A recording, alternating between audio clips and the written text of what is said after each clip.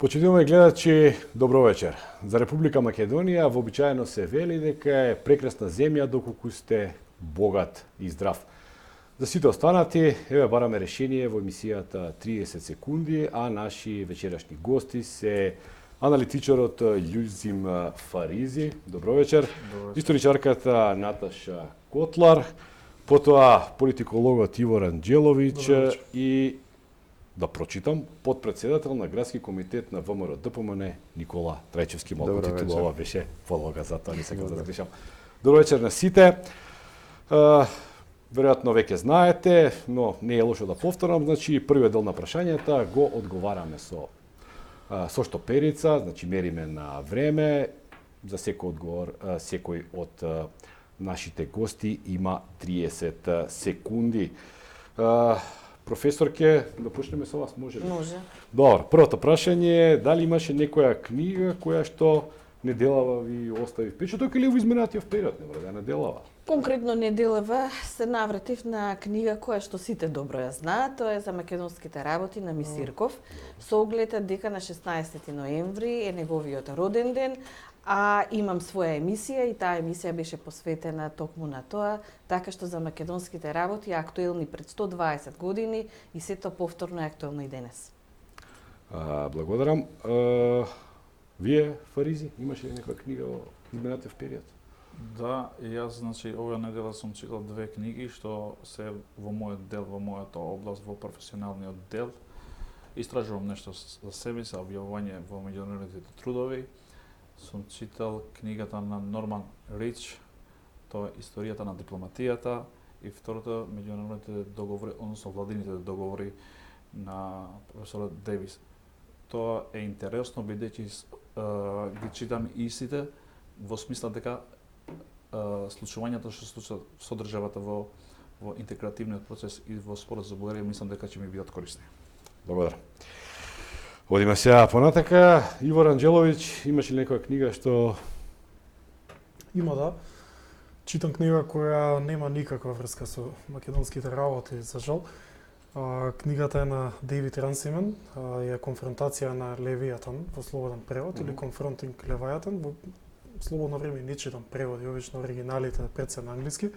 Се работи за една тема која издигнува врската помеѓу индивидуалецот и државата, при тоа нафрла различни теории од филозофи, почнувајќи од Томас Хобс па се до Фукујама и Ганди. Би рекол, интересна тема со децидни поенти, би ја препорачал на секого. Да запамтиме, значи Comforting Leviathan. Да. Левајата. Фала. И Никола?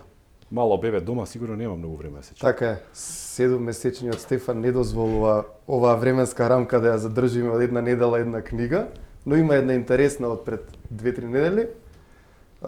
На Василис Коронакис се вика Европската унија пропадната држава. Не е... Fail state? Не, од англискиот превод е подобро отуѓена држава. Аха. Попрецизно е отуѓена држава. Да не звучи сега насловот можеби евроскептично, напротив не е таков. Напротив вели дека треба да се задржи обединета Европа како цивилизацијска придобивка, но ја потенцира спората и мрзелива бирократија сместена во Брисел, нешто што на пример нас во моментов не засега. Да, сум имал прилика да видам како изгледа таа бирократија. Тоа е многу личи на 80-тите години во на бивша држава. Таа бирократија. Добро, ајде да продолжиме сега со вас ова прашање, некоја филм, некоја серија, дали може да се препорача? Па филм, да, од пред некој ден ми остави добар впечаток The Killer, Netflix платформата. Интересно, не толку фокусирано на самата работа што ја врши главниот протагонист, главната улога Майкл Фасбендер, туку на психолошкиот момент, на навиките, на деталите. Така, интересен трилер што го препорачувам на сите. Да, јас би рекол еден вистински, како да е од Достоевски, делото. Да, Ранџеловиќ. Што ме трилер дефинитивно ќе го погледнам, бидејќи јас тешко наоѓам филм што ми се допаѓа. Во основа треба да е трилер, само ќе нафрлам пред неколку недели гледав добар филм, беше драма на некој од национални телевизии за секојдневниот живот во Палестина и комуникацијата со Израел. Меѓутоа не беше она да речеме жална тема или некако конфликтна, напротив беше многу интересна, имаше сосема интересна порака, можеби публиката некој ќе ме потсети како се вика тој филм и на која телевизија беше, меѓутоа беше на некоја од македонските телевизии, доста интересен филм. Тука не можам јас да помогам. Ајде, вие професор, ќе има ли нешто што... Па гледав филм кој што и порано сум го гледала, ама ете го дава и повторно, Се за момчето, во главна улога со Хју Грант. Некако филмот асоцира колку сме ние луѓе. Заборавивме од многу политика, од многу војни и од многу обштествени работи дека сме луѓе и дека можете децата на некој начин да не вратат во нашата суштина, да бидеме одговорни и возрастни и да ги сакаме децата онакако како што бараат од нас. Тоа е стар филм, но Од Ремек дел. 2002 година, Ремек меѓутоа дел. го дава повторно. да. И Љузи, нешто да се дали се гледало? Да, јас се го гледав последниот нашиот филм што се гледаше низ киното во државата, Те дуваш ми мене. Аха. Тоа беше вистина многу добар филм. Добар ли е? Да, ептен со добри пораки. Тоа повеќе дава насоки на тоа како е добар соживот и како може да се запознаеме и дека граници нема во семејство, било тоа во смисла на национална или верска припадност. Одлично, одлична тема. Во ред, добро, ајде сега, овие први две прашања некако беа премногу лесни, морам да кажам, ако беше квиз, ги положивте сите одлично. Сега да ја прашам, кој настан во изминатата недела ви предизвика најголемо внимание, а мора да признам дека и немаше премногу настани оваа недела, некако што сме навикнати, обично сме навикнати да имаме по 2 афери дневно, сега го немаме тоа. Па, доколку сметате дека оваа недела и немало нешто битно, тогаш може да отидеме и нешто и од минатата недела, доколку тоа го сметате така. Ајде, Паризиот, ќе вас да почне. Ова недела имаше настани во албанскиот кампус, особено во Дуи.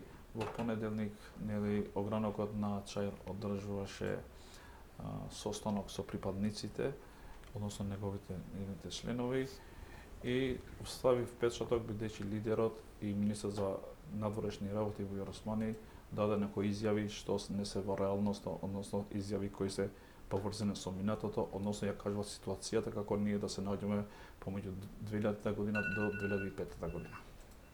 Добро. После може да објасните што Да, рекол.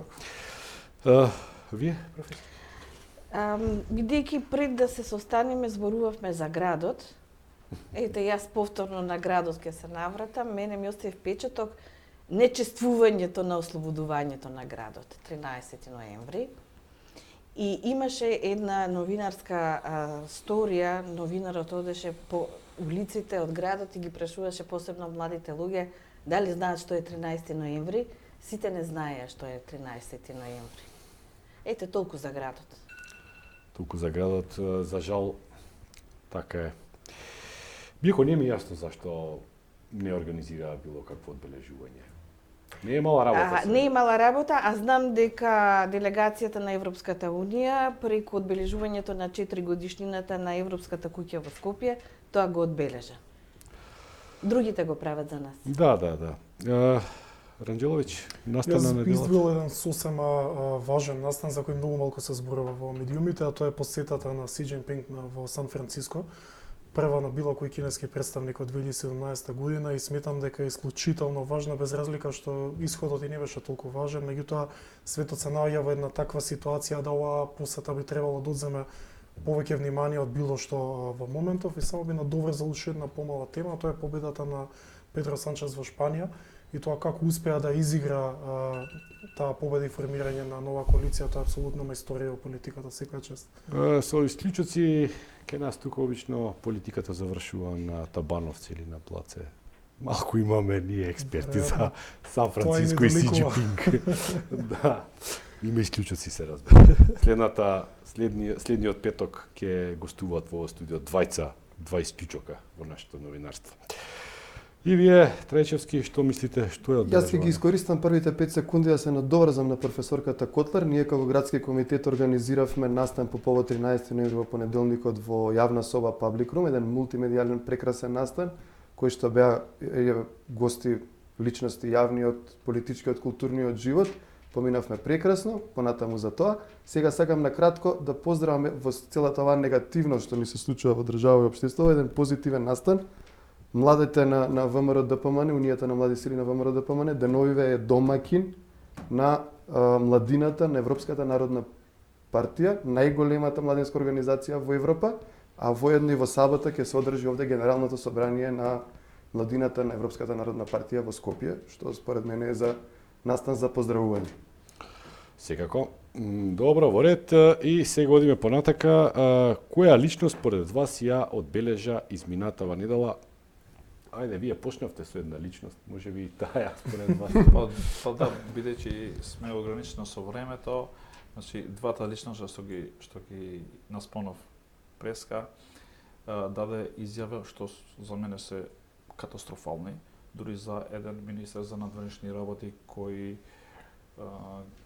мисли, односно изјавуваше дека македонците мислат дека се загрозени од албанци што работат во државните институции, во јавната Тоа каже како констатација го каже. Да, како констатација, и тоа беше многу жално за еден министер за надвнешни работи кој ја представува државата како што е. Не знам, може би тој се чувствува загрозен. Па може заради позицијата тоа може да. Може би, да.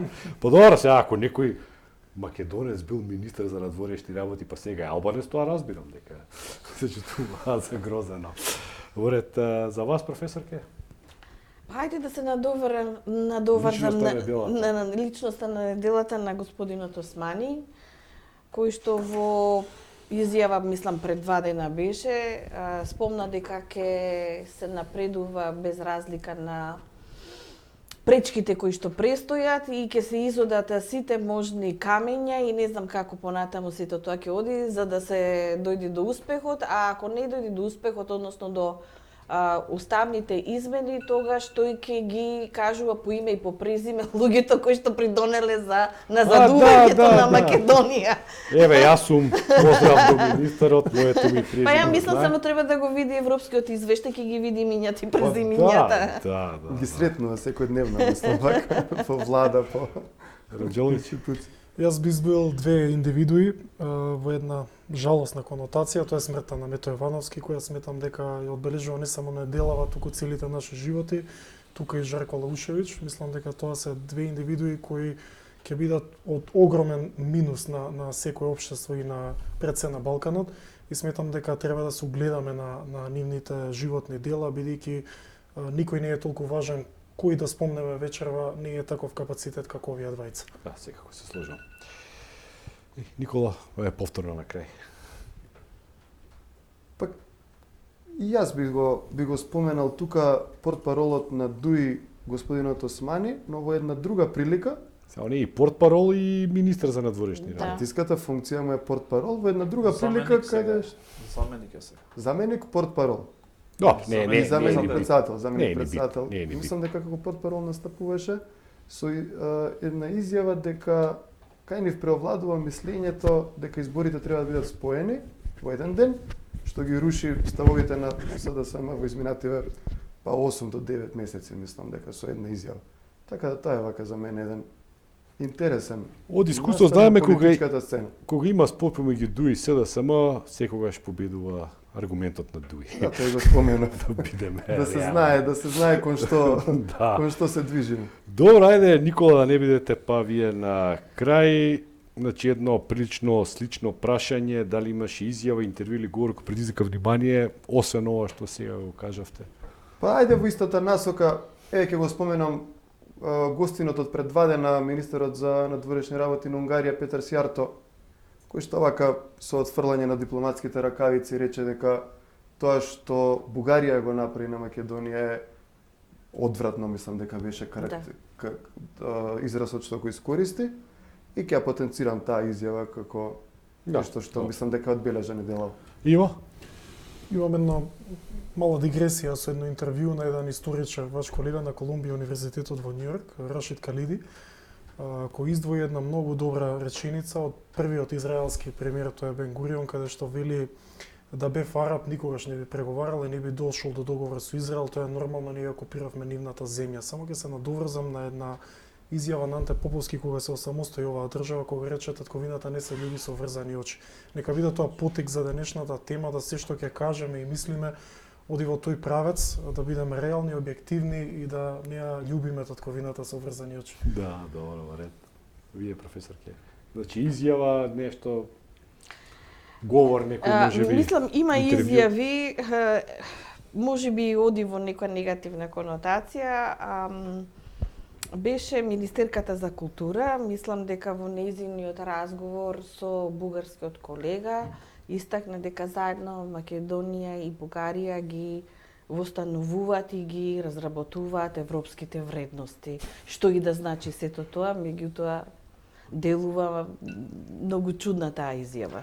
Еднаш напишав колумна за најдобрите, најславните европски вредности, меѓу нив се нацизмот, фашизмот, комунизмот, Што и да значи расизмот, да, национализмот, да. робството. Иако и денеска имаше една чудна изјава, можеби сакаше да биде поетски така надахновена, храбрите луѓе носат храбри одлуки во очајни времиња, што и да изначеше формулацијата во секој случај. Вајте. И, Љузин, значи нешто Сакам да- покрај ова. Јас сакам да наврзам со изјавата од минатата недела, Да. пак на Бујар Османи, ама во друга конотација. Тоа се поврзува со извештајот на Европската комисија кој се објавуваше. Јас реално нели еден ден пред да се објавува имаше тука веќе ставови односно го промовира новинарите, го открија што кои се оназадувањата на државата. И јас сега си правам мој размислам како ќе излезе владата, односно двата коалициони партнери СДС и ДУИ како ќе се бранат. Само ако ми дозволиш да се Да, секунди. слободно. И јас си мислев дека ДУИ ќе излегува, ќе кажува дека извештајот е негативен, бидејќи моментално има војна помеѓу Газа, односно помеѓу Палестина и Израел, бидејќи Ахмети 2014 тогаш изјави, бидејќи нашиот извештај тогаш беше негативен и ние не почнавме преговори со Европска унија и тогаш изјави дека ние не добивме преговори бидејќи Европска унија беше заватена со војната во Осетија. Во Сирија. Во Осетија. Осетија. Осетија. Осетија, тоа му Кавказ. беше. И мислев дека СДС ќе излезе и ќе кажува дека тоа е заради ВМРО да опомене, бидејќи не се согласува, односно крива е опозицијата за целиот овој негативен извештај. Односно се случи нешто што јас не го предвидев искрено, излезе Бујар Османи и само кажа дека за тоа е крива опозицијата, во ВМРО да опомене. Истото ја потврди и владиниот коалиционен партнер СДС, односно јас се надоврзам со Никола дека тоа што потврдува, што го кажува ДУИ, СДС само го потврдува. Да. Тоа нели сите сме, ја мислам сите сме согласни. И не е ни толку битно дали имаше гаф, ја би го издвоил пеењето на премиерот, дали се сложуваме. Исто, сите се служуваме Да, нема потреба да до ја толку прашувам. што јас се би го скокнал прашањето бидејќи Да. ми веќе Да. дегутантно да Сега коментирам не вие се гафа. такви работи, мислам. Дали да прашам дали има некоја нова идеја за решавање на некој од натежнатите проблеми, дали сте слушнале такво нешто? Ајде, Може да се вие 30 поврзам секунди. Бидејќи првото прашање дали гледате филмови, односно серијски филмови, тоа што се случи со поставање на крстот во Тетово, јас мислам дека почнува серијскиот филм секогаш пред изборите и се гради некоја џамија или некоја црква или се поставува некој камен темелник на Некој религиски објекти и тоа кажува дека почнува да се загрееме, изборите се блиску. Да. Извинете. Друг некој дали би сакал да коментира? Еве јас во изминативе неколку дена, речиси не цела недела, забележав штрајк во јавното обвинителство, најаве за штрајк во кај народниот правобранител, штрајк со медицинските работници, денеска протестираше ЗНМ. Мислам дека тука решението не може да биде ништо друго освен избори, веќе се целосно системот е крахиран и не гледам какво друго може решение да се понуди.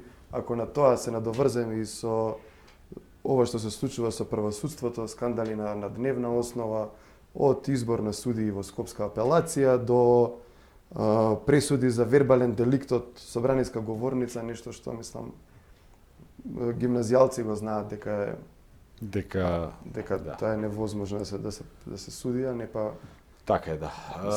Иво, дали има нешто? Како Некоја совет идеја? само би издвоил идеја, помалку политика би рекол во очи на пресрет на изборите, сепак сметам дека подобро да поработиме на нашата некултура, неодговорност и примитивизам како општество, бидејќи сметам дека тоа е страшна на сите наши проблеми. Премногу го бараме решението во политиката, премалку се осврнуваме на самите себе си, доколку поработиме на ова секој оди полесно од штрајкови до политика, но тоа е само совет, не мора да го прифатиме. Добро, во ред. Не мора да го прифатиме. И вие, професорке?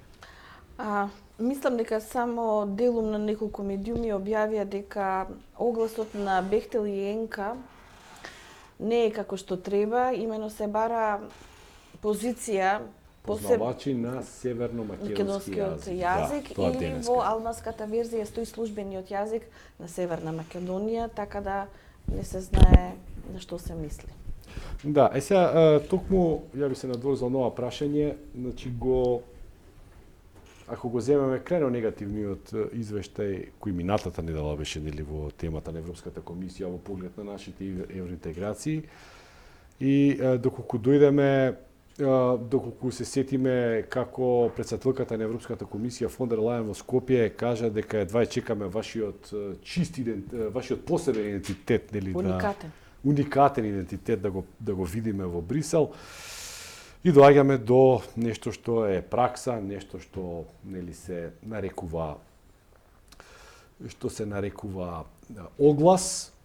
Бехтел и Енка, тоа е нели една необична компанија, тоа е компанија која ние имаме лек специјали за таа компанија донесено, значи тоа е една фирма која ние нели ја третираме како нешто многу повеќе од една обична компанија и дава оглас во која вика дека јазикот кој треба да го говори идеалниот кандидат е северно-македонски. Ајде со вас да идеме ова нели последно генеричко прашање. Дали е тоа најголемиот проблем со кој се соочуваме денеска? Дали можеби тука лежи нешто што е во иднина би можело да представува голем проблем? Не, ова е само нуспојава на други генерички проблеми кои што постојат. Доколку во оваа држава, прво најголемиот проблем не е што никогаш не се одделија 30 години назад партијата од државата. Што се државни, што се национални и што се партиски дејанија или делување и однесување. Друго, во една осиромашена држава, вие не можете да барате сериозни политички определби кои што би биле напредни или пак современи. Исто така културолошки сме многу уназадени. Така да сета таа низа на проблеми кои што тлеат 30 години наназад, ќе изнудат или ќе дадат резултата на северно-македонски јазик некој да мисли дека е правилната формулација. Дали вие мислите дека уназаденоста едноставно отсуството на континуиран напредок од кога е Македонија самостојна земја е тоа што најмногу не мачи во моментот? Пред неколку 9 години, 8-9 години кога настапува една телевизија пред да го решиме не проблемот со Грција, тогаш имам кажана мојата теза дека ние ќе имаме дополнителни многу поголеми проблеми од колку ќе го смениме името со Грција. Бугарија во тогашниот период се крие под Грција. Сега излегува ние дека имаме огромен проблем. Кога го сменивме името, сега тоа е ланец на проблеми што ни ги произлегуваат од тоа сменење на името.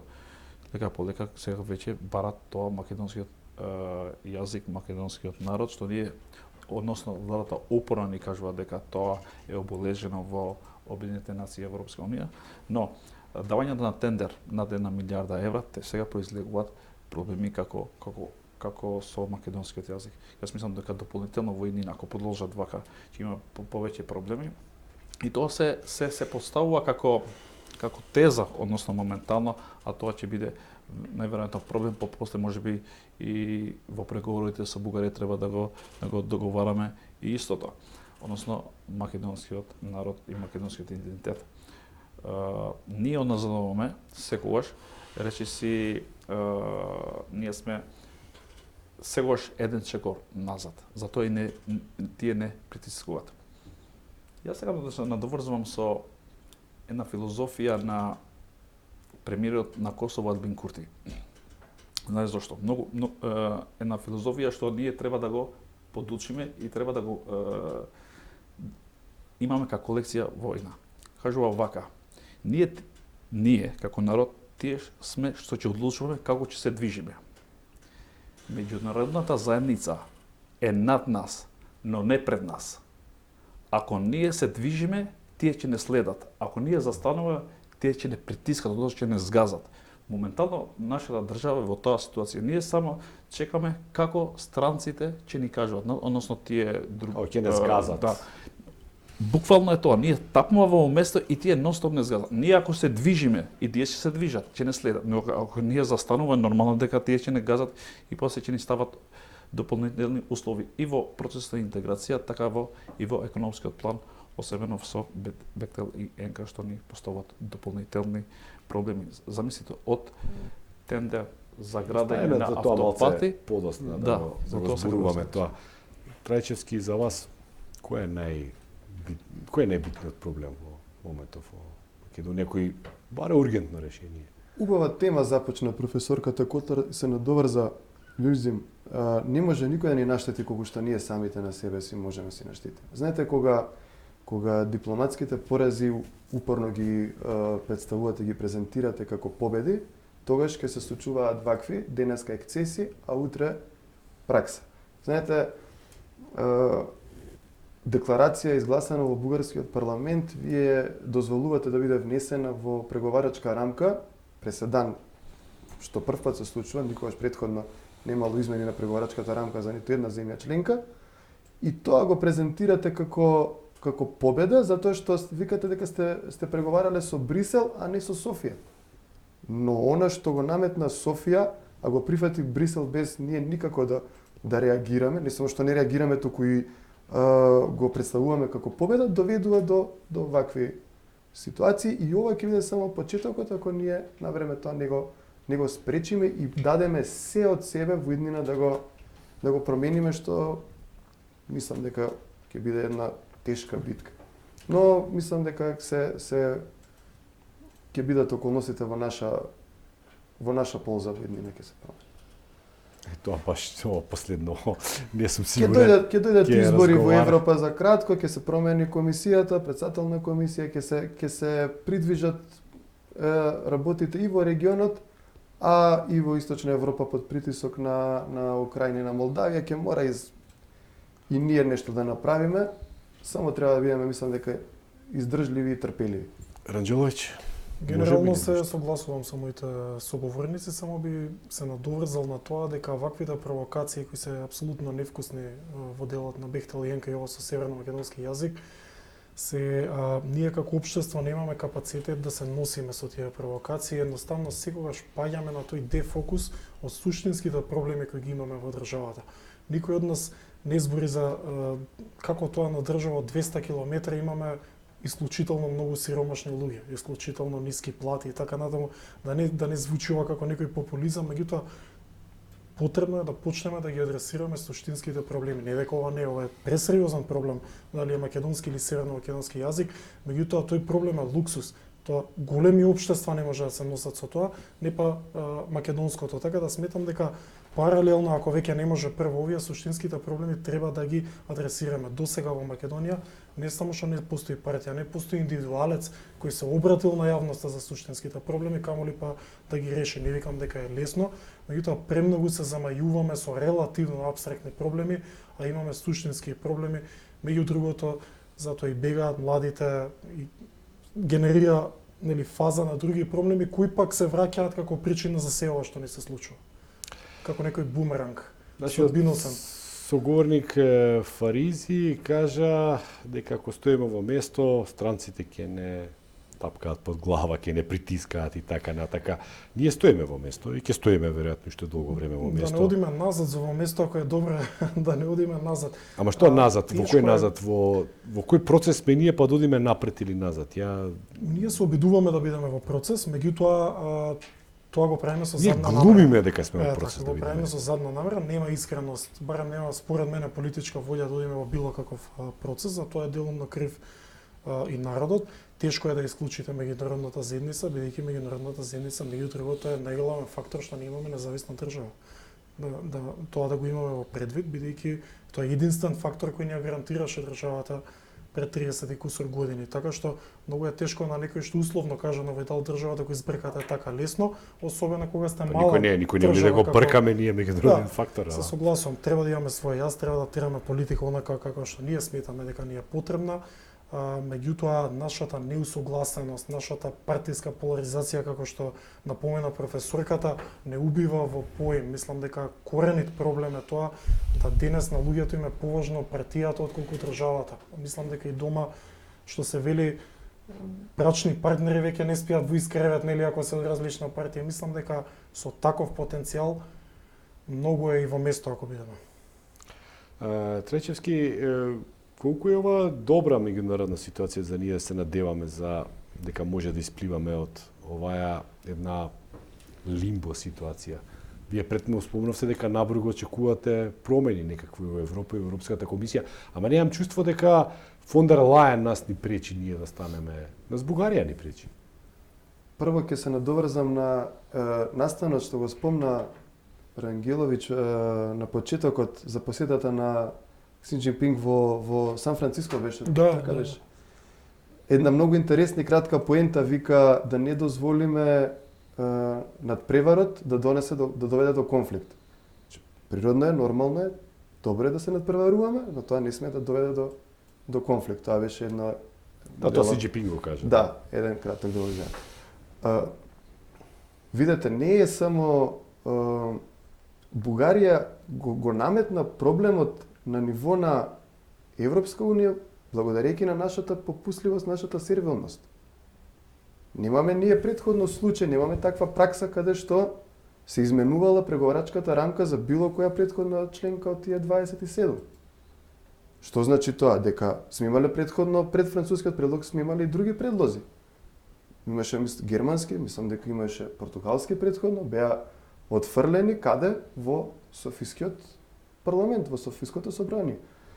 Мислам дека една цврста позиција на македонската дипломатија, изградена со одреден консензус, во иднина нема да дозволи овој предлог да се повтори.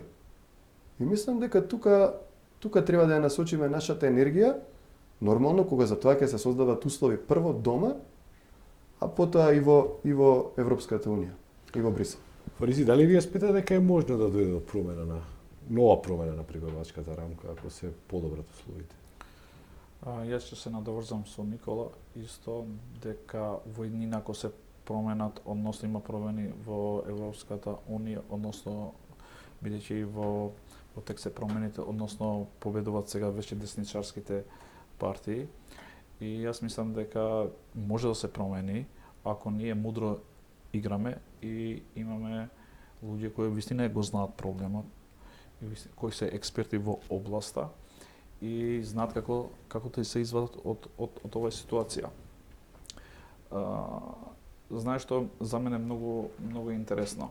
За мене е многу интересно што ние од секогаш кога ќе дојдат странци или кога ние ќе одиме во странство, единствената песна што ја пеат секој ден, нам не поддржува Европската унија или тие ќе кажат ја поддржува Македонија во членството во Европска унија, а исто и ние кажеме ќе изјавиме, односно нашите чиновници на државата да кажам, исто кажуваат ние сме за европска иднина. Значи ништо посебно не кажуваат. Тие само два збора. Ние сме секојаш биле празна интеграција. реторика била. Да, потполно празна реторика.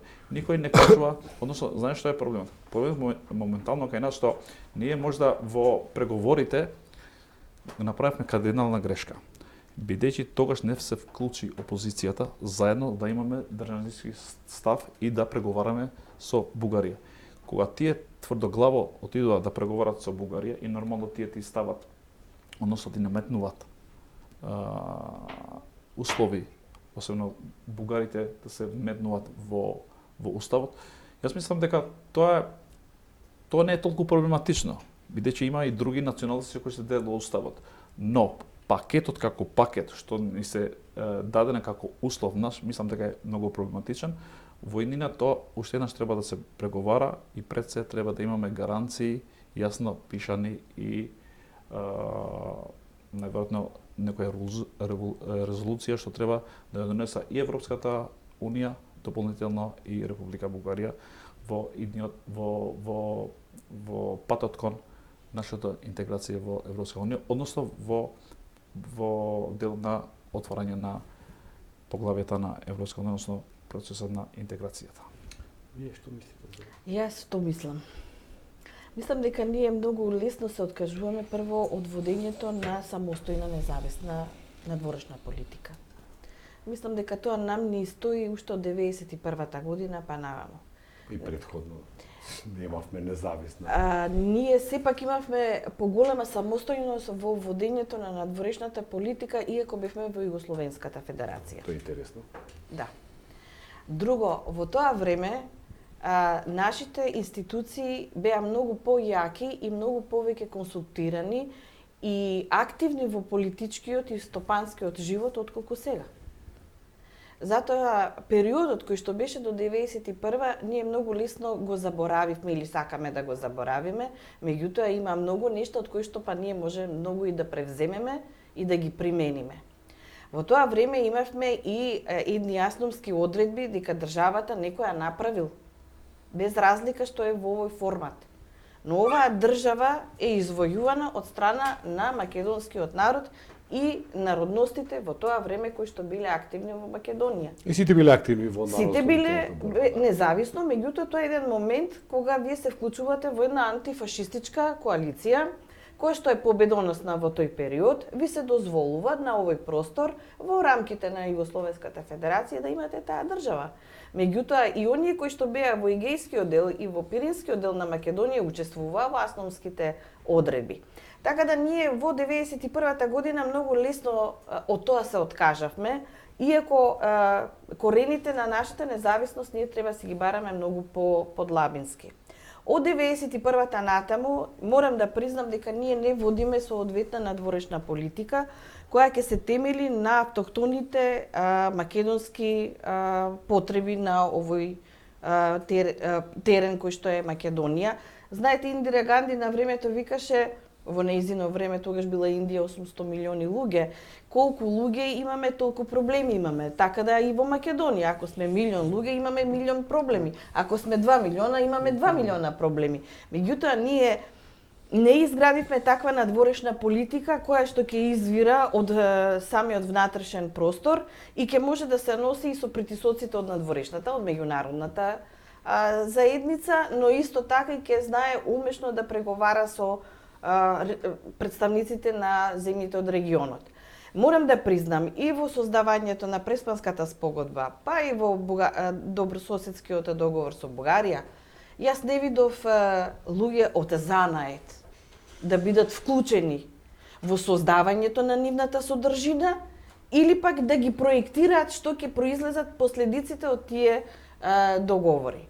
Сега ние сакаме без континуитет да создадеме една основа и одеднаш на таа основа да создаваме некоја иднина. Така нема да може да биде. Новиот круг на прашање е да го почнеме повторно со вас и се надрзаме. Да. Се надоврзаме, нормално ова прашање за сите важи, значи ако ние имавме одлично изградени институции до 91-та година, и ако тогаш нели не беше проблем да се биде македонец, не беше проблем да се биде албанец во Македонија, имаше и турчин, и србин, и сите оние народи, народности кои што живеат тука. Зошто е сега проблем? Зошто немаме толку силни институции кога имаме држава? Зошто на некому пречи Јасном и прославата на 13 ноември? Ке треба многу да зборуваме. Ајде, имаме. Меѓутоа јас ќе почнам од она што го наговестив преска. Ние никогаш не ги одвоивме државата од партијата. Луѓето кои што беа партиски вклучени и кои добива определени можности за владење во определени периоди, секогаш својата платформа политичка смета дека треба да е државна. Државните интереси се различни од партиските. Тоа треба да го знаеме. Тоа го има и уште и во Асном, затоа тие што беа во Асном, па поминаа многу лошо, загинаа или дел од нив отидоа на Голиот оток. Премногу беа авангардни во своето време. Ние, мислам дека овдека нас ни недостасува и знаењето. Знаењето на можностите во оваа држава, историски, политички, културолошки, економски, за да можеме ние да изградиме една заедничка, дали ќе ја наречеме стратегија, дали ќе ја наречеме програма, меѓутоа ние тоа не го создадовме. Што ќе ни биде нашиот посакуван производ? Дали самостојна независна македонска држава или ќе сакаме постојано да владееме една мала група на луѓе која што економски ќе се богати, меѓутоа ќе има пак поддршката на меѓународната заедница, бидејќи меѓународната заедница делува врз основа на интереси. Секој што делува на овој простор има свој интерес.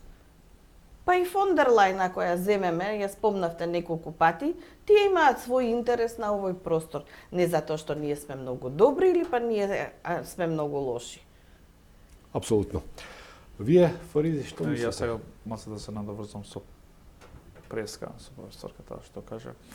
Значи, кога ја анализираме 30-32 години независност на државата, тоа беше и па мој дел на докторатот пред 10 години, јас сум дошол до едно заклучок дека политика, како се организира внатрешната политика, така и ние сме делувале и внатре и во надворешната политика.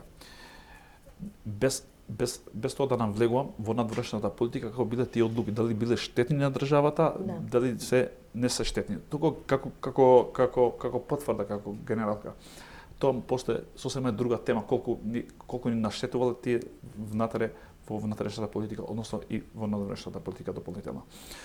Но сегаш кога СДС бил на власт, сегаш тие повеќе се фокусирале на надворешната политика, внатре во државата секогаш ние сме или сме тапкале на место, или сме уназадувале во сите полиња во животот. Сегаш кога ВМРО допомне, бил на власт, тоа е интересно, никогаш не пропуштил во надворешната политика или со соседи кога сме имале проблеми, но во внатрешната политика била многу успешна. И тоа мислам дека бидејќи сме ние на краен пат во надворешната политика, односно во започнување со преговори во Европска, бидејќи знаете што кај нас ние сите сме свесни дека ние ќе треба да го водиме патот во интеграција во Европска. Никој не е против ова, но ние сме против начинот како треба да патуваме, односно да чекоруваме кон Европската унија. Тука ни е разликата помеѓу власта и опозицијата. Но мислам дека сега ова извештајот сега никогаш не се толкувал, односно не бил негативен извештајот. Бидејќи јас во друга емисија сум кажал дека извештајот, односно сега последниот, не дека е лош. Од секогаш државата била лоша во последните 5-6 години. Тука само ја потврдувал, бидејќи ние сме имале поголеми проблеми со надворешната политика, односно со проблема со Грција. И ни давале надеж. Односно последниот извештај е констатирано тоа што е реално. Јас мислам дека сега Европската унија ќе се навратува, бидејќи знаете што Европската унија не може нам секогаш да се замара, односно да секогаш да се замара со еден проблем, само со Бугарија, бидејќи на Европската унија му интересира една стабилна држава, просперина и демократска држава. И сега мора да ја вати кон тој пат. А тој пат како се враќа? Со промена на гарнитурата во власта и враќање на една политичка партија која ќе се замара повеќе со внатрешната политика, односно ќе ја стави државата во правниот пат, односно да ја подобрува економијата, социјалното, здравството, образованието, и да ги врати институциите, а пред се кај нас во последно време ние имаме, ајде да кажеме, администрација која повеќе делува на аналфабетизам отколку на професионалност. Тоа беше многу интересно, сега само се подобри за надворешна, ВМРО за внатрешна, па да ги споиме, да имаме некој просперитет, едни ова дека прават. Тречески. Тука лежи функционалноста на институциите во владење на правото, во мерит системот, копенхагешките критериуми, тоа е зашто ние треба да преговараме, тоа е основата врз која што се водат преговорите во оние 36 поглавја во 6 кластери. За тоа добиваме извештаи годишни. Тука се нотираат проблемите, дали имаме напредок или немаме, дали имаме ниво на подготвеност во одредени области. Сме имале позитивни извештаи во континуитет. Може би било друга пречката.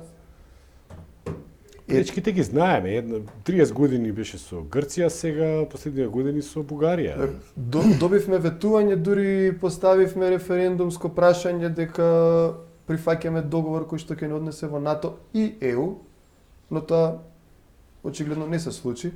Како што спомнавме, Бугарија била некаде во сенка на Грција изгледа во тој период и само ја чекала својата шанса за да го обструира нашиот евроинтегративен пат.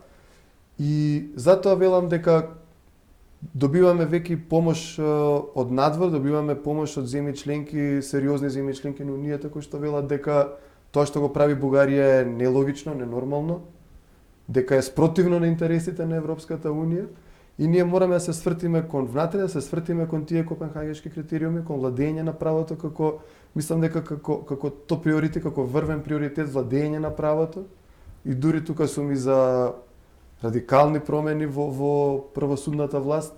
Мора да се направи нешто од корен. Тоа се тие суштински промени кои што ќе доведат до функционални институции, ќе доведат до позитивни препораки, позитивни извештаи. И мислам дека другото многу полесно ќе се реши кога ќе бидеме ние во таква ситуација. Па дури и ако треба да целиме кон малку скептичен, бидејќи спорот со Грција не еднаш бил пред некакво решавање, не еднаш вакво нешто се говорело. Само да довршам, суштинска разлика уште во 90-тите години, додека беше тоа Европска економска заедница и беа 12 земји членки меѓу кои беше Грција, исто беше. Немаше има една суштинска разлика. Во 1995 година спорот со Грција влезе во Обединети нации и остана таму со резолуција до неговото решавање, а спорот со Бугарија служи за собирање гласови во Бугарија на овие нивни. Секогаш ќе биде тоа?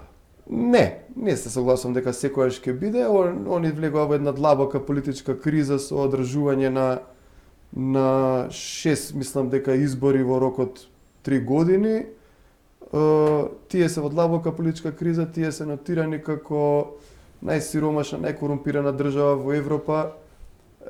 Често наоѓаат излез во нивниот јавен дискурс преку бегање од суштинските проблеми, преку прашањето со Македонија, и тоа го наметнуваат како такво заради политички популизам и собирање гласови. Мислам дека тоа нели познато не сите, мислам дека тоа ќе заврши и дека ако ние си ја завршиме домашната работа, дека многу поинаку ќе бидеме прецепирани во тој дел него што сме сега во моментот.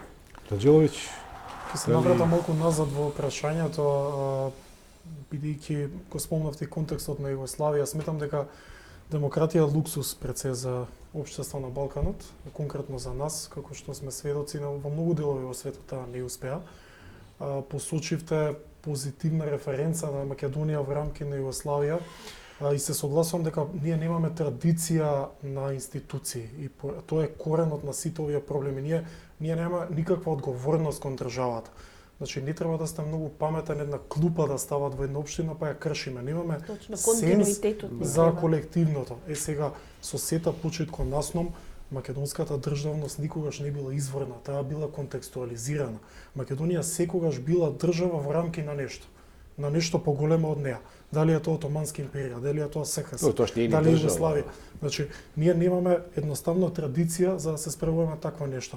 И ќе си дозволам да кажам дека пренаивно е да мислиме дека било каква промена на власт ќе донесе до некаква суштинска разлика во било која перспектива, па и европската, бидејќи денес кај што сме и пакетот кој го добиваме, со кој се согласувам дека не е во ред, е резултат на сите влади кои се смениле во оваа држава. Не мора да ги вагам сега која помалку, која поише. Меѓутоа таму сме кај што сме како резултат на тоа што сме посеале до сега. Така да, ако истите тие дојдат и се менуваат, ја не гледам зошто сега баш нешто би промениле. И како што рече професорката, се уште е партијата и државата едно исто. Се додека е така, нема мрдање, под број 1, под број 2, потребен е консенсус. Ние не може да се договориме за крст во Тетово црква или не знам за што и да, ние ништо не може да се договориме. Камо ли, па нешто да се договориме да и се спротивставиме на Бугарија. Дали цикала Бугарија, дали некој стои за таа Бугарија. Во асиметрична позиција сме, а самите сме криви за тоа. Дали тоа Сите значи влади дека плюс или ние минус. сме принудени на оние уставни промени и да ги прифатиме сите барања на Бугарија кои не ни знаеме во моментов колку се ни какви се. Тоа може во недоглед иде да нели Па да и не само Бугарија, ние може да имаме уште милиони и една уцена и барање, не знам што веќе да смениме. Ја мислам бланко да даеме како нека ние менуваат играме само. во една таква во еден таков надпревар кој 20-0 губим уште Да, пред почетокот. Да, на. меѓутоа за да изгубите 20-0, некој пред надпреварот ви ја гледа тактиката. А нашата Ама тактика во некој државата како е растурена како намерно парта. да сакал од ке нашите да изгубиме. Доста е со тие завери дека светот е против нас, Не, сака, зборам за не нашиве за- политичари, не зборам ја за Да, теории на сметам заговор. дека нашите политичари барем за сега не успеале да се издигнат над партиските интереси, да се видете, да бидете политичар е едно, да бидете државник е друго. Во Македонија има 2 милиона политичари, државник ниту еден.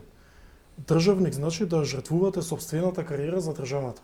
А политичар може би Ево, ја и вие ние си сите ги на масата. жртвува кариерите, но не направија Да, ништо за Ја не сум држава. видел во Македонија сиромашен политичар после мандат. Не. Не сум видел да осиромаши после функција. Значи, немаме државници. И се, имаше, нема да именуваме една господја во одредена партија, која одамна беше во политиката, вели за собствената партија, која сега е на власт, вика, јас кога бев во таа партија и кога ние бевме на власт, народот не плукаше. Меѓутоа, сите тие сега, вклучувајќи хигиеничарката во таа партија, за овие сега се Хенри Кисинџер. Значи, Ако говориме за Истото- СДСМ се сложувам Ја исто да би рекол и за ВМРО, може би повеќе знае господинот од мене, бидејќи е директно инволвиран во партијата, меѓутоа сметам дека и двете партии имаат катастрофален кворум за тоа какво некогаш имале и двете партии. И јас не гледам како било каква промена, дури да остане иста во власт и да дојде друга. Вие барате да решиме проблем кој не можеле да го решат некој познаци на навод Хенри Кисинџер пред вас. Значи, далеку сме ние од тоа. Се плашам дека за 5-6 години од сега ќе седиме на масава и истиве проблеми ќе ги избориме. Верувајте дека ги избориме истите проблеми. Некој подебел. Пак ќе не биде крива фон дер Лајен, пак ќе не биде, мислам, Нема да биде фон дер Лајен, тоа ќе биде некоја друга. Па ето. да. Сестра и ќе биде. Формата ќе ја смениме, суштината на проблемите ќе биде таа. Дури и да ги прифатиме уставните измени и да се отворат поглавјата, за 5 години од сега пак ќе збориме за исто. Ке ми дозволите на кратка Секако, реплика, секако да, не благодарам. и реплика, ами наред бевте, не мора. Не да. се сложувам дека може да се стават двете партии во исто множество во ниту еден контекст или концепт. Мислам дека се суштински различни, дека има огромна диференцијација помеѓу нив две и во поглед на заштита на националните интереси и во поглед на кадровскиот капацитет и во поглед на поимањето на демократијата и управувањето со системот. Мислам дека еве ќе се задржиме за една точка што е за мене, мислам, клучна за било што да разговараме понатаму, па и да е тоа некаков си консензус по овие прашања, за што се слагам апсолутно со говорникот до мене, владење на правото. Ние не само што потврдивме на оваа власт, не само што потврди на нејзината примарна агенда, тоа е надворешната политика евроинтеграциите, туку направи таков разор внатре во системот, внатре во општеството, почнувајќи од владењето на правото и правосудниот систем, што ние без да го средиме тој дел, не можеме да го разговараме за ништо друго.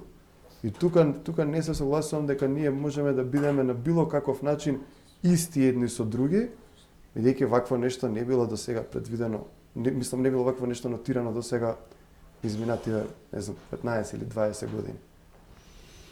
Висока корупција, нефункционална. Контрареплика?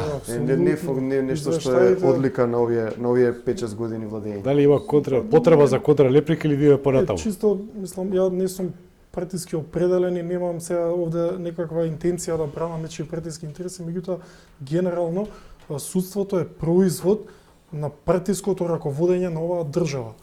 Сега, ниту во време на ВМРО, ниту во време на СДСМ немало rule of law, односно чисто правосудство. Мислам да бидеме честни пред камерите. Секогаш било проблематично и што е најстрашно, заборавете го и тоа, тек ќе биде. Значи, сега да мириме на вага во ова време, вака било судството, така мислам, ако нешто не чини во оваа држава откако постои, тоа е судството меѓу другите проблеми.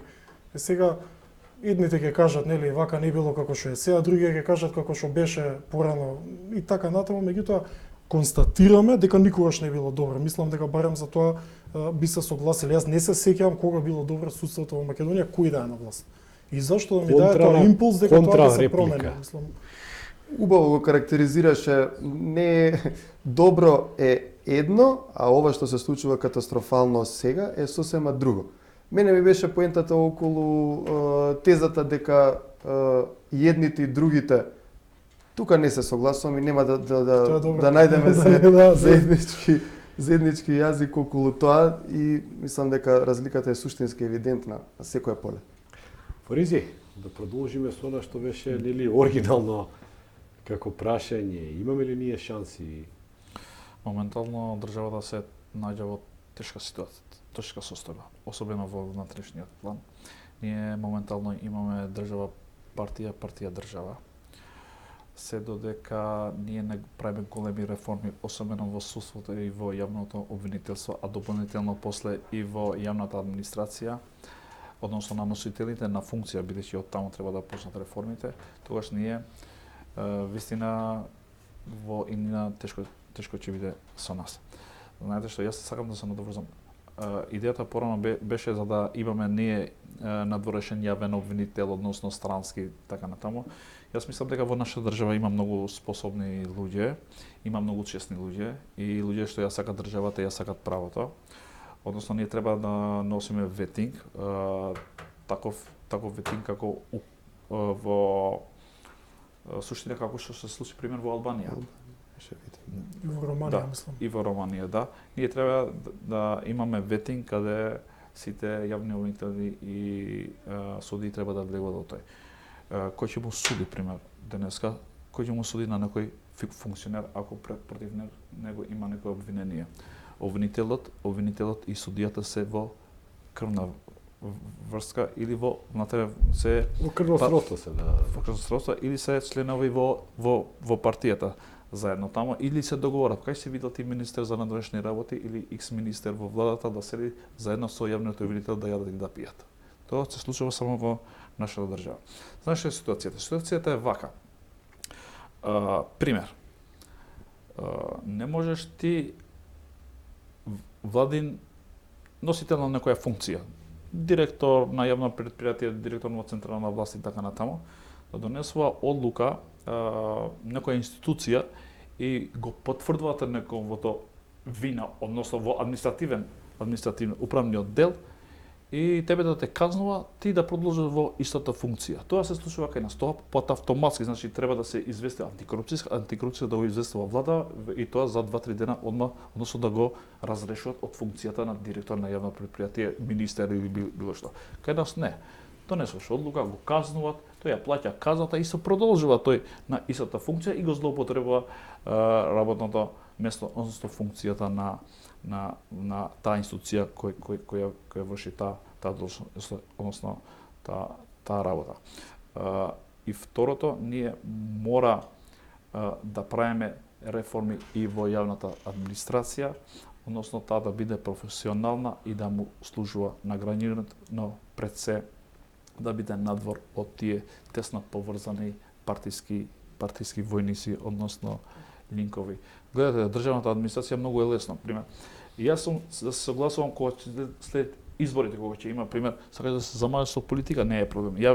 Работиш во јавна администрација, па полицијата и така е забрането, односно и во армијата, но ќе ги гледаш луѓето идат во партиски митинзи. И тоа е спротивно на Законите. на законите, односно па и на дуот на демократија. Исто така и јавните службеници, за да ние мора да имаме поделба помеѓу државата и партијата, треба да донесеме некој посебен закон за државните службеници кои ако сакат да се замарат со политика во тој период, ќе ги остават работните места, односно ќе ги стават на мирување и ќе се замарат со политика. Тогаш ќе видиме дали тие државни службеници, односно јавната администрација директно ќе настапува со политичката партија. Така значи една од реформите кои може да ја делиш партијата од државата. Вие професор ке ја нашавте темава, што ви додале тука околу? Па, ајде да се надоврзам, ќе ни недостасува и да го уништиме клиентализмот. Затоа што... Вие сте професор, клиентализмот буквално е уништил Римската република. Па, знаете, Ние сме многу послаба Римската, поточно Римската империја во тој период кога пропаѓа, да е пропадната од внатрешните сили, не толку од надворешните. Така што ние, еве, можеме да црпиме искуства и од многу примери во историјата, меѓутоа ние немаме такви, да речам, владеачки фигури кои што би сакале да превземат некое искуство за да применат во соодветната или во актуелната политика.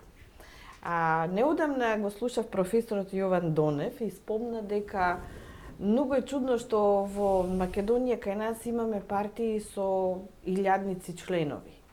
Смета дека многу е подобро партиите да се ограничат на еден помал број на членство кое што ќе ја спроведува, нели, соодветната програма, кога ќе дојде на власт и ќе го прави тоа и во рамките на она што е дозволено како власт.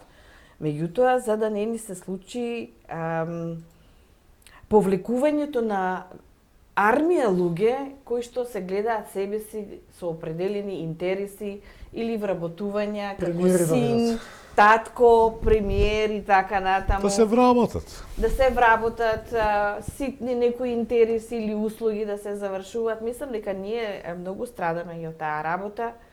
За жал на некој начин веќе и да не речеме востановена или озаконета во некои подрачја.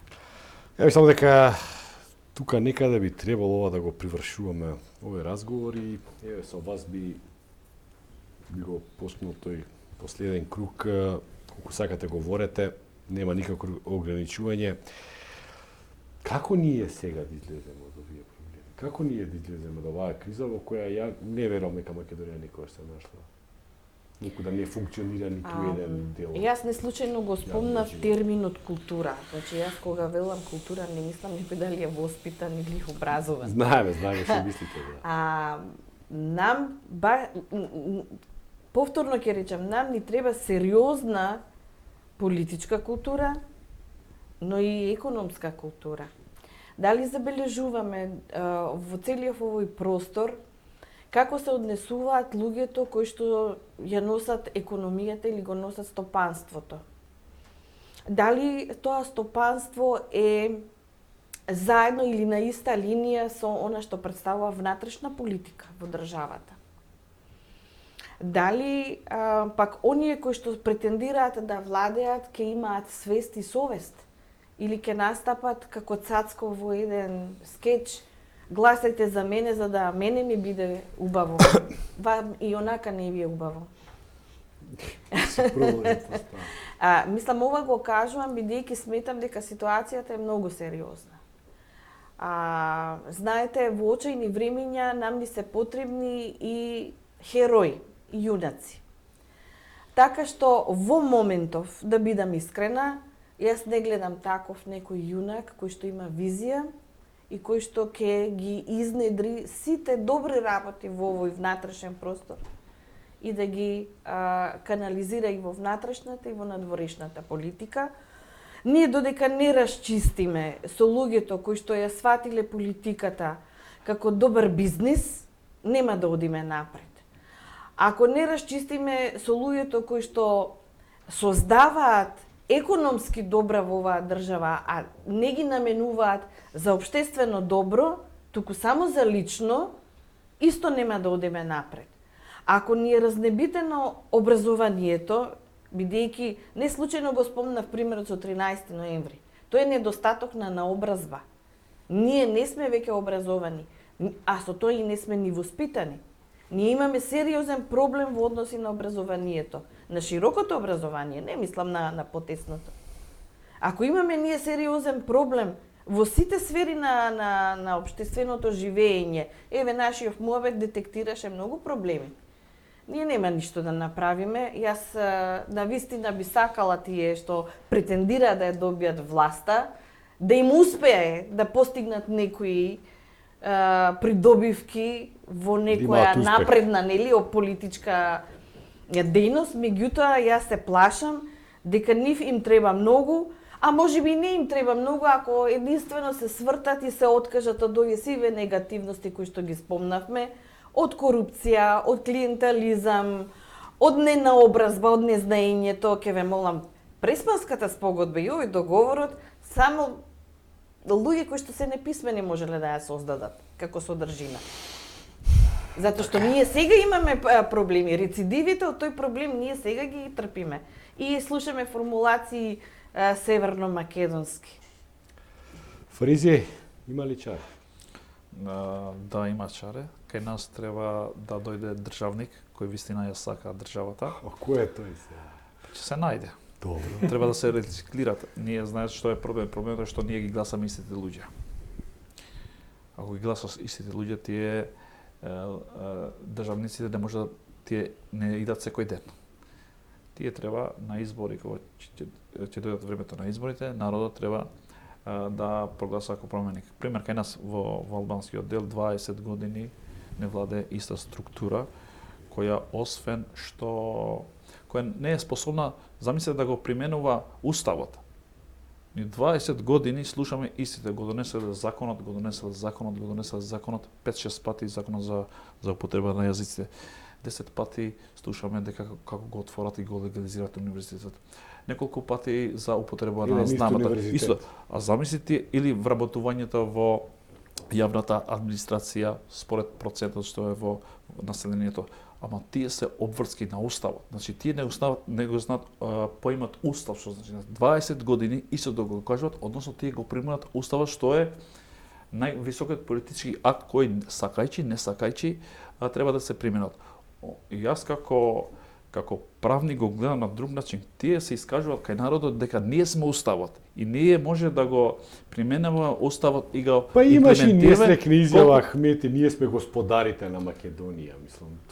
Тоа е премногу тоа кажува дека за како жал писал. вистините, али Тоа го кажа вистината во кој дереже се наоѓа државата. Да, треба да има државник кој вистина ќе ја сака државата и ќе ги сака и ќе го обидна народите без разлика на етничка или верска. Граѓани сме ние. Граѓаните и во една страна ќе ги стават честите, од другата страна нечестите и еднаш за секогаш тие да заминат во историјата. Тречески, ја мислам дека ВМРО ДПМН ваков пенал немал никогаш претходно, дека победата е, како да кажем, нацртана, топката е тука, треба да се шутне. Што ќе правите кога ќе дојдете на власт? Што значи господарите? Тоа значи дека не одговараат пред никого. Господарот не одговара пред никого. А тоа ја мислам беше една несрекна Тоа е тоа што треба да се воведе кај нас. Праксата на неодговорност мораме да ја прекинеме.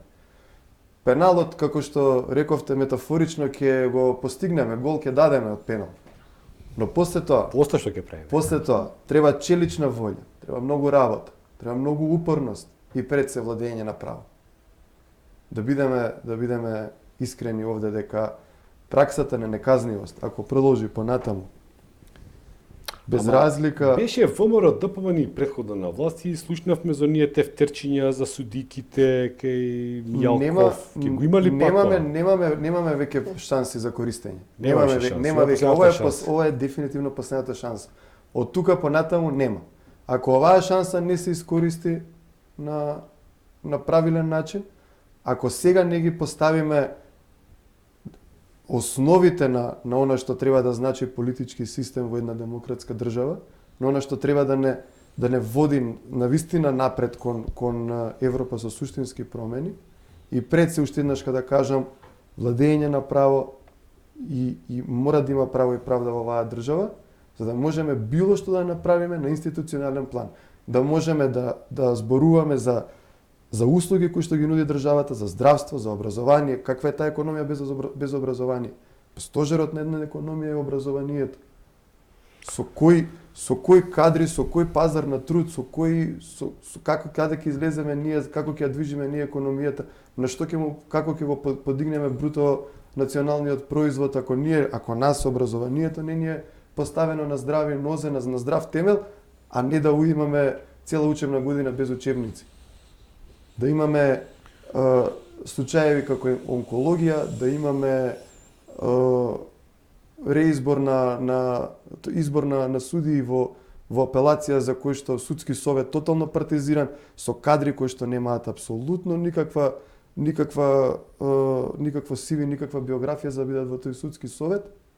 Ние сакаме да направиме нешто кое што ќе биде здраво општество, за да тоа е невозможно. Мораме да работиме многу напорно, мораме да имаме челична волја и мислам дека имаме и капацитет, пред се човечки нормално, за тоа да го испорачаме.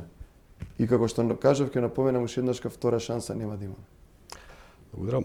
Ранџеловиќ, за крај, Македонија се наоѓа во една крайно деликатна ситуација, но и светот се наоѓа во крайно деликатна ситуација, посебно нашиот регион и европскиот континент, значи таму некаде ние сме на пола пат помеѓу Киев и Газа. Имаме ли уште шанси во една таква ситуација? Добре, значи сме дел од светот, по ваша констатација, тоа е некој оптимизам. Сигурно до кога само? Јас не би се согласил на прашувам во една поголема слика. Да, констатација сметам дека и ВМРО со наредни 100 години уште 100 пенали ќе има за шутирање, па макар ги промашувале, па ќе дојдат на власт, едноставно народот не е спремен за некакви посериозни промени. Според мене, пошто првичното прашање ми беше решение, основа за решение, не решение, туку основа за решение е долготрајна, широка влада од експертски карактер со мешан состав од странство. Затоа што оваа држава и народ е научен на стап. Затоа Македонија во рамките на Југославија како така имала релативно успешни институции, бидејќи некој мавал со стап. Не навлагам во идеологија. Сега да ги земеме. Ами таму имали успешни институции. Имале и успешни ситуации. Да, ами сега има. Сега стапот негде успеал и некој научил од стапот, некој не. Негде и посадиле некој стапа пораснало дрво кај нас, изгледа само се удирало. Така да, кај нас е плодно земјиштето, би требало повеќе да расте. Да. Се надевам дека нешто ќе се смени, дури да дојде до промена на власт, искрено се надевам во такво нешто, се плашам дека тешко многу ќе дојде до некоја суштина. Основата за решението ја понудив, можеби грешам, да во Македонија има добар дел, односно добар број на луѓе, што би рекол, љузен државници за да се справат со ова, но не е само да имате државници, имаше еден обвинител, не можам се сетам на името, уште во 90-тите, кој кога поднесе оставка, кога го прашаа зошто поднесов оставка, тој рече, јас сум последната будала во држава. Многу тешка мисла, бидејќи кога човек овде нешто ќе се обиде да направи, него го гази системот. Кога ќе се запрашаме зошто и кога ќе се погледнеме во очи, односно во огледало, тек тогаш може да бараме решенија, да одвоиме државата од партијата и да почнеме нешто по нешто да менуваме. Има уште некој што да додаде? Една кратка реплика од мене. Само промените според мене може да донесат прогрес во општеството. Нека има почести промени да видиме како ќе се одвиваат работите, а во однос на странски експерти во широка влада, мислам дека суверенитетот доволно го нарушивме овие изминати 6 години, така да мислам дека сигурен сум дека можеме сами да се избориме за такво нешто. Па граѓаните нека одлучат. Пред да формирате влада, ќе им кажете на амбасадите да не ви се меша, да не ви даваат тамен за влада. Јас мислам дека воопшто кој да биде на власт треба да им каже на амбасадите каде им е местото. Ќе видиме дали ќе формираат. Доволно го нарушивме суверенитетот. Не знам зошто толку сакаат да бидат зависни од амбасадите. Не, граѓаните се суверенот на оваа држава и тие ќе одлучуваат. Јас сум за промени да имат. Тие одлучуваат, ама дека се суверенот тука е. Не смееме да се многу е штетно да се. А што се во парламентот после прават нешто што е спротивно од оној што им дал глас. Така што и во парламентот треба да се направат сериозни реформи во насока нели на совест, одговорност и така натаму. Многу е опасно да се откажеме таа теза дека народот и граѓаните на оваа држава се суверенот кој што одлучува. Замислете да се случи уште еднаш како она што се случи во 2016 кога победничката партија не формираше влада и во каква позиција ние ќе го ставиме народот дополнително на оваа патија изминативе години и уште ако тој народ види дека навистина по втор пат нема да одлучи на избори како што гласал, како што сака, замислете во каква ситуација ќе ја доведеме државата, па не иселување на млади, тоа ќе биде екзодус. Затоа малце повнимателно со тие тези. Ова е суверена држава и во неа мора да одлучуваат граѓаните на оваа држава, никој друг. Така пише во уставот, така пише во сите Се закони. бориме И во Француската буржуазска република имаше граѓани, ама после стана французи. Да. Не си играјте со таа коса црта, може да биде многу опасна. Јас ви благодарам на сите вас што дојдовте тука, навистина уживав во Благодариме и ние. Благодариме на вашите поканата. одговори. Одлично. Да, се надевам дека повторно ќе бидете дел во оваа наша емисија. Почитувани гледачи, тоа беше крајот на третото издание на 30 секунди. Јас ви благодарам пред се на огромната поддршка што ни ја давате со гледаноста и би ве замолил само да не сабскрајбнете. Пријатно.